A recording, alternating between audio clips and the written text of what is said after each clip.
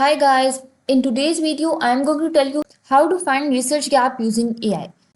I'll be using some prompts, you can use them according to your topic. The first thing I'll be asking ChatGPT is to suggest some keywords or phrases that are related to social media addiction.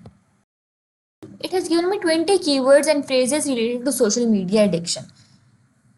Like social media addiction, is internet addiction, smartphone addiction, digital dependence. Okay, now I'll be asking it to find some sources that match relationship between social media addiction and depression. It has given me 6 sources that match the relationship between social media addiction and depression.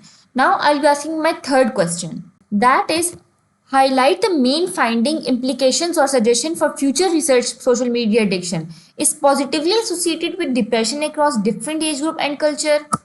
So as you can see, it has provided me some main findings, implications and suggestion for future research.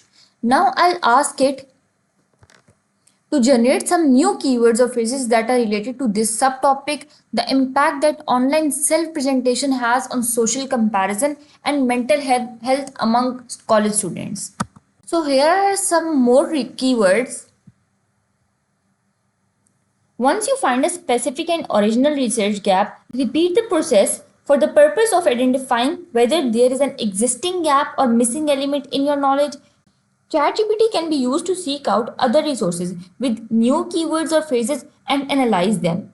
You might find out that there is little research on how online self-presentation strategies affect social comparison, orientation, and self-esteem among college students, and how this is in turn affects their body image and well-being. This could be a research gap that you can use to formulate your research question or hypothesis. You can take screenshot of the prompt by pausing the video. I hope the video helped you. Remember to give this video thumbs up if you found it useful and subscribe our channel for more tutorials like this. Thank you for watching this video.